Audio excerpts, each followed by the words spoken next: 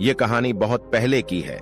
किसी नगर में एक व्यक्ति रहा करता था जिसका इस संसार से मन भर चुका था, जो इस संसार की मोह माया को त्याग देना चाहता था। उसने एक दिन यह फैसला किया कि वह इस संसार की हर एक मोह माया को त्याग देगा। उसने अपना मन बना लिया था। उस व्यक्ति ने सन्यासियों का जीवन देखा था और उसने अब यह तय कर लिया था कि वह अब एक सन्यासी बनेगा। वह तुरंत अपने घर से निकलकर पास में रह रहे एक बौद्ध भिक्षुक के पास जाता है और उनसे कहता है कि मुझे एक सन्यासी जीवन जीना है। मैं इस संसार की मोह माया को त्याग देना चाहता हूं। इस पर वह बौद्ध भिक्षु उस सन्यासी से कहते हैं कि क्या तुम सच में सन्यासी का जीवन जीना चाहते हो?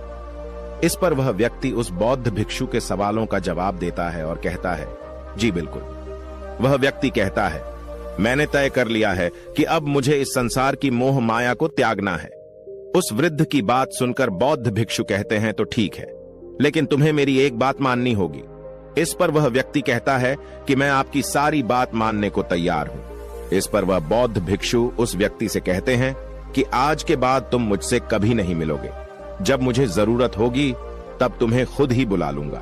हमारे आश्रम में 1000 सन्यासी रहते हैं। तुम्हें उन्हीं की तरह रहना है और उन्हीं की तरह खाना है, उन्हीं की तरह वस्त्र पहनना होगा और ठीक वैसा ही जीवन जीना होगा जैसे कि वे सब जी रहे हैं। इस पर वह व्यक्ति कहता है कि ठीक है गुरुवर, मैं तैयार हूं। इतना कहकर वह व्यक्ति उस बौद्ध भिक्षु को प्रणाम करता है और वहां से आश्रम की ओर चला जाता है। आश्रम में जाने के बाद उसे एक कमरा मिलता है। वहां जाकर चुपचाप बैठ जाता है। आश्रम में रहने वाले सभी लोग उसे चावल कूटने का काम दे देते हैं। वह व्यक्ति उन 1000 सन्यासियों के लिए हर रोज चावल कूटने का काम करने लगा। इसी तरह उसका जीवन व्यतीत होने लगा। उसे लगता था कि जब गुरुजी को उसकी जरूरत होगी तब वह उसे बुला लेंगे। इसी इंतजार में वह व्यक्ति वहां रहने लग जाता है। वह सुबह से लेकर शाम तक केवल चावल कूटने का ही काम करता था। उसे यह काम करते करते धीरे धीरे 12 साल बीत गए। अभी तक वह बौद्ध भिक्षुओं ने उस चावल कूटने वाले व्यक्ति को कभी नहीं बुलाया। लेकिन यह काम करते करते अब उस चावल कूटने वाले व्यक्ति के मन में कोई भी विचार नहीं रह गए थे। न ही कोई अड़चन और न ही कोई समस्या उसके मन में पनप रही थी। 12 सालों के बाद वह बौद्ध भिक्षु कब बूढ़े हो चुके थे।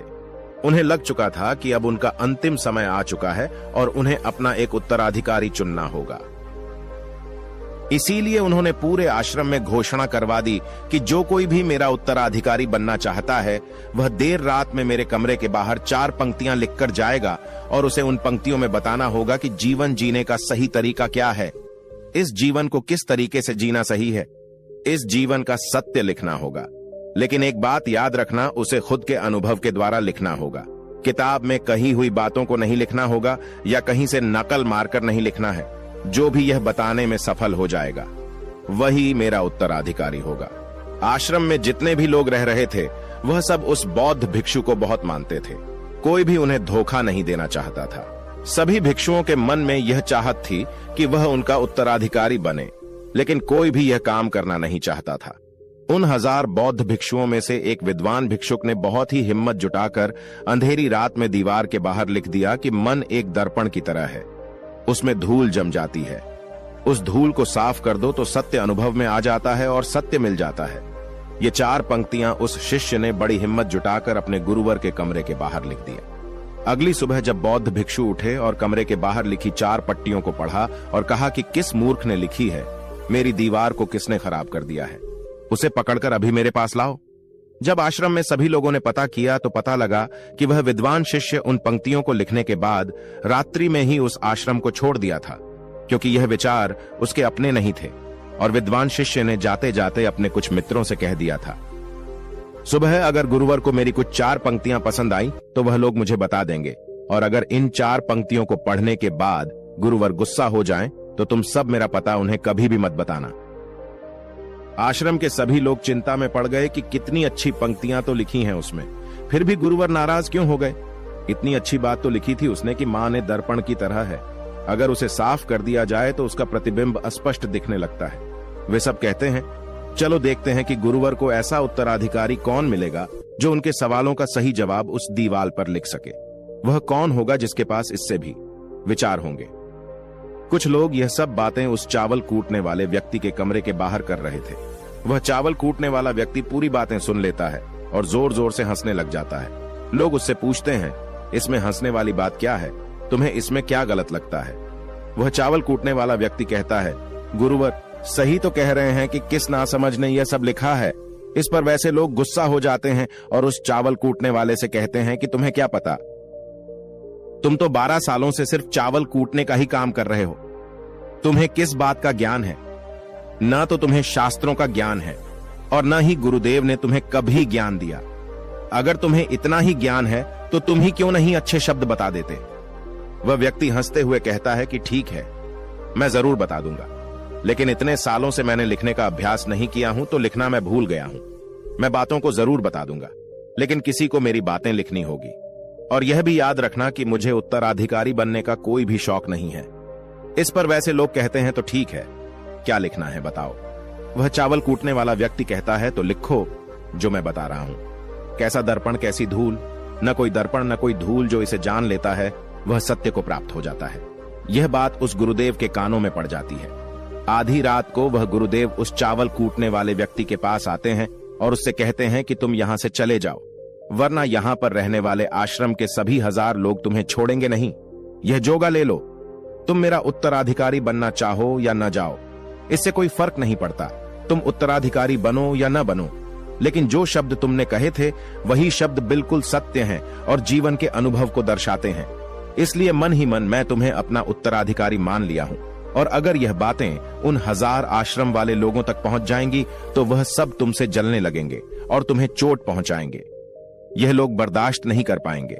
ये चावल कूटने वाले व्यक्ति उत्तराधिकारी कैसे बन सकता है? जिसे कभी ज्ञान नहीं, जिसने कभी शास्त्र पढ़ा ही नहीं, वह उत्तराधिकारी कैसे बन सकता है? वह भला कैसे सत्य को प्राप्त कर सकता है? और यहां पर शास्त्र जानने वाले सभी लोग सर पीटते रह जाएंगे।